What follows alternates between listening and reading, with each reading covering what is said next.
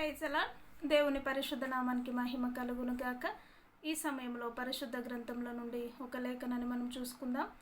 కొరింథీలకు రాసిన మొదటి పత్రిక 13వ అధ్యాయము 1 నుంచి కొన్ని వచనాలను చూసినట్లయితే, మనుషుల భాషలతోనూ దేవదూతల భాషలతోనూ నేను మాటలాడినను, ప్రేమ లేని వాడనైతే మ్రోగేడు కంచును గనగనలాడు తాళమునై యుందును. ప్రవచించు కృపావరము కలిగి మర్మములన్నీ జ్ఞానమంతా ఎరిగిన వాడనైనను, కొండలను పెగిలింపగల పరిపూర్ణ విశ్వాసము గలవాడనైనను, ప్రేమ లేని వాడనైతే నేను వ్యర్థుడను అనే ఈ యొక్క వాక్యము మనకు తెలియచేస్తూ ఉంటుంది కదా. ఒక మనిషి జీవితంలో మనం చూసినట్లయితే ప్రేమ అనేది చాలా ఇంపార్టెంట్.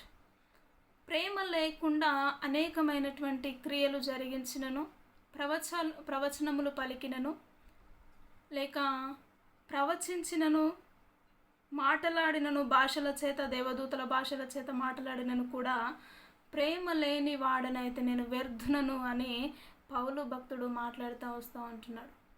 నిజంగా ఇవన్నీ జరిగించినను కూడా ఏది కూడా ప్రేమ లేకుండా మనము సాధించలేమండి.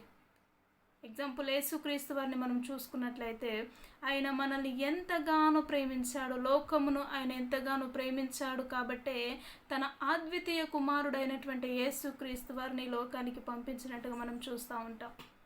కాబట్టి ఆయన రావడమే కాదు, కానీ నిన్ను నన్ను ఎంతగా ప్రేమించాడో ఆ ప్రేమకు రుజువుగా ఆయన సిలువకు అప్పగించినట్టుగా, సిలువ మరణము పొందినట్టుగా మనం చూస్తాం.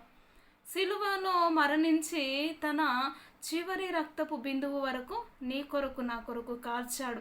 అది కేవలం ఏంటి? నిన్ను నన్ను ప్రేమించాడు కనుకే యేసుక్రీస్తు వారు ఆయన దేవుడై ఉండి కూడా దాసుని స్వరూపాన్ని ధరించుకొని దీనుడిగా, దరిద్రుడిగా, రిక్తుడిగా నీ కొరకు నా కొరకు మార్చబడ్డాడు. అది కేవలం దేని కొరకని మనము గమనించినట్లయితే ప్రేమించాడు కనుకే. నిన్ను నన్ను మనం ఆయనను ప్రేమించలేదు, కానీ ఆయనే మొదటిగా మనల్ని ప్రేమించాడు అని దేవుని వాక్యము తెలియజేస్తూ ఉంటుంది. కాబట్టి ఆయన మనల్ని ప్రేమించి ఆయన క్రియరూపకంగా నీ కొరకు నా కొరకు మరణించాడు. కాబట్టి మనము ఆయనను ప్రేమిస్తున్నామంటే భాషలతో మాట్లాడడం కాదు, ప్రవచించడం కాదు, కానీ అనేకులను ఆయన ఏ విధముగా ప్రేమించాడో, ఈ లోకములో అనేకులను ఏ విధముగా ప్రేమ చేత దగ్గరికి లాక్కొని క్షమించాడో, ఆయనను వెంబడిస్తున్న నీవు కూడా, ఆయన మార్గములో నడుస్తున్న నీవు నేను కూడా ఆ విధమైనటువంటి ప్రేమను అనేకులకు కనపరచాలి. దేవుని కుమార్తెలు, దేవుని కుమారులు అంటే ఏ విధముగా ఉంటారా? వారు అనేకులను ప్రేమించగలరా? అదిగో వారికి అంతే చక్కటి మంచి మనస్సు ఉంది అని వారు దేవుడు ఏ విధముగా ఈ లోకములో పరిపూర్ణ మానవుడిగా ఏ విధముగా రుజువు చేసుకున్నారో మనము కూడా అట్టి జీవితమును కలిగి జీవించాలి. ఇక్కడ స్పష్టముగా మాట్లాడుతూ ఉంటున్నాడు పౌలు గారు. మనుషుల భాషలతోనూ దేవదూతల భాషలతోనూ మాట్లాడినను, ప్రేమ లేని వాడనైతే నేను వ్యర్థుడను.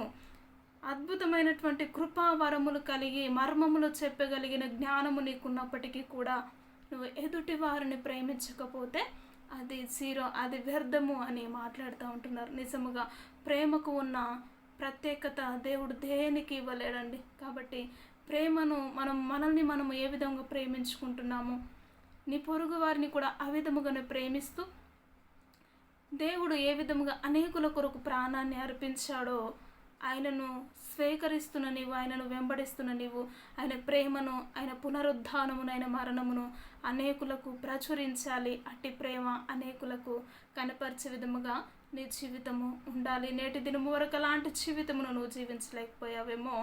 ఈ క్షణమందు నీ యొక్క హృదయాన్ని దేవునికి అప్పగించుకున్నట్లయితే ప్రార్థన చేద్దాం. ప్రతి ఒక్కరు ఏకీభవించినట్లయితే ప్రార్థన చేద్దాం. మహోన్నతుడా, జీవము కలిగిన యెహోవా నీకు వందనాలు. నిజముగా ప్రవ్వా, భాషలాడు శక్తి ఉన్నను, ప్రవచించే వరములు ఉన్నను కూడా ప్రేమ లేని వాడనైతే నేను వ్యర్థుడను అని ఏ విధముగా మాట్లాడుతూ వచ్చారు.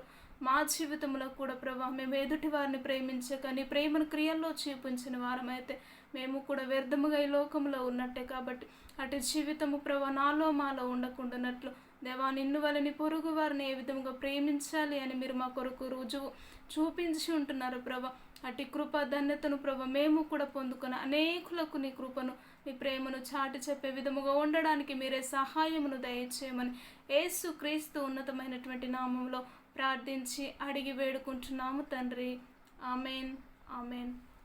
Praise the lord. ఈ యొక్క వీడియో నచ్చినట్లయితే లైక్ చేయండి, షేర్ చేయండి, కామెంట్ చేయండి, సబ్స్క్రైబ్ చేసుకోండి. ప్రైజ్ ది లార్డ్ అందరికీ.